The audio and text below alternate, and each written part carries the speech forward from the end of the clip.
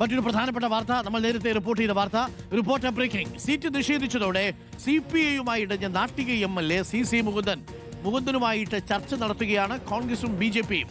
KC വേണുഗോപാലും Ramesh ചെന്നിത്തലയും CC മുകുന്ദനുമായി സംസാരിച്ചു. മുകുന്ദനെ പാളയത്തിലെത്തിക്കാൻ BJP സംസ്ഥാന നേതൃത്വവും ശ്രമം തുടങ്ങി. സീറ്റ് നിഷേധിച്ചാലും മത്സരിക്കുമെന്ന മുകുന്ദന്റെ പ്രസ്താവനയ്ക്ക് പിന്നാലെയാണ് തിരക്കിട്ട നീക്കങ്ങൾ. ജെയ്സൺ ചമോളപ്പിലുണ്ട് തൃശ്ശൂരിൽ നിന്നും കൂടുതൽ വിവരങ്ങളുമായി നാട്ടികയിൽ നിന്നും. ജെയ്സൺ, CC മുകുന്ദന്റെ ഒരു പോക്ക് എങ്ങോട്ടാ? KC സംസാരിച്ചു, രമേശ് ചെന്നിത്തല സംസാരിച്ചു, അതേപോലെ BJP സംസ്ഥാന നേതൃത്വവും CC മുകുന്ദനുമായി ബന്ധപ്പെടുന്നുണ്ട്. ഈ CC മുകുന്ദന് നാട്ടികയിൽ അത്രമേൽ വേരോട്ടമുള്ള നേതാവാണോ? ഒരു മികച്ച അവിടുത്തെ CP-യിലെ പഴയ നേതാവായിരുന്നു, വലിയ സ്വാധീനമുണ്ട്. പക്ഷേ ഗീതയായിട്ടൊക്കെ മത്സരിക്കുമ്പോൾ BJP-യിലേക്കൊക്കെ പോയാൽ ജയിക്കാനുള്ള സാധ്യതയൊക്കെ ഉണ്ടോ ജെയ്സൺ?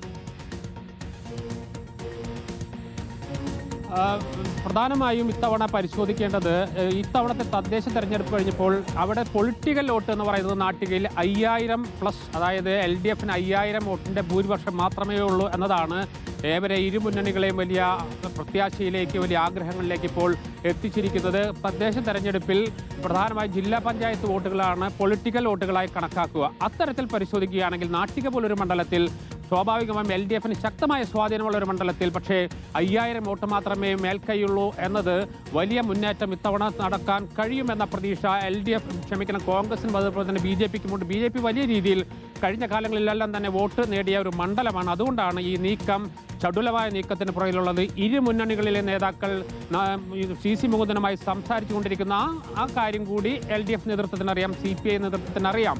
അതുകൊണ്ട് തന്നെയാണ് ഇത്തരമൊരു നീക്കമുണ്ടായതെന്ന് പറയുന്നു. ഇന്നലെ വൈകിട്ട് KC വേണുഗോപാൽ, രമേശ് ചെന്നിത്തലയും ഒക്കെ CC മുകുന്ദനുമായി സംസാരിച്ചിട്ടുണ്ട്. BJP-യുടെ ജില്ലാ സംസ്ഥാന നേതാക്കൾ CC മുകുന്ദനുമായി ഇപ്പോൾ ബന്ധപ്പെട്ടുകൊണ്ടിരിക്കുന്നു. അങ്ങനെയാണെങ്കിൽ ഒരു കടുത്ത മത്സരം അവിടെ ഉണ്ടാകുമെന്ന കാര്യത്തിൽ യാതൊരു തർക്കവുമില്ല. ഞാൻ നേരത്തെ സൂചിപ്പിച്ചാണ് അതിന് പ്രധാനപ്പെട്ട ഒരു കാര്യം എന്ന് പറയുന്നത്, വെറും 5000 വോട്ടിൻ്റെ മാത്രം പൊളിറ്റിക്കൽ വോട്ട് നിലനിൽക്കുന്ന ഒരു മണ്ഡലത്തിൽ ഈ നിലവിലുള്ള LDF-ൻ്റെ MLA LDF പക്ഷത്ത് നിന്ന് BJP-യിലേക്കോ കോൺഗ്രസിലേക്കോ വന്നാൽ ഒരുപക്ഷെ വലിയ മുന്നേറ്റമുണ്ടാക്കാൻ കഴിയുമെന്ന പ്രതീക്ഷ വെച്ച് പുലർത്തുന്നുണ്ട്. അതിനുള്ള ചർച്ചകൾ വേഗം നടക്കുന്നു. കോൺഗ്രസിൻ്റെ കഴിഞ്ഞ തവണ മത്സരിച്ച സുനിൽ ആലൂറിനെയാണ് ഇത്തവണയും അവർ തീരുമാനിച്ചിരിക്കുന്നത്. പക്ഷേ അതിൽ മാറ്റമുണ്ടായേക്കാം. അതോടൊപ്പം തന്നെ BJP-യിൽ NK സുധീറും നേരത്തെ മത്സരിച്ച ലോചനൻ, ഈ 2 സ്ഥാനാർത്ഥികളാണ് പരിഗണിക്കുന്നത്. പക്ഷേ ഈ സ്ഥാനാർത്ഥികൾ മാറ്റമുണ്ടായേക്കാം. ഏതായാലും വരും മണിക്കൂറുകൾ LDF-നെ സംബന്ധിച്ച് 22,431 മറ്റോ ആയിരുന്നു നാട്ടികയിലെ ഭൂരിപക്ഷം.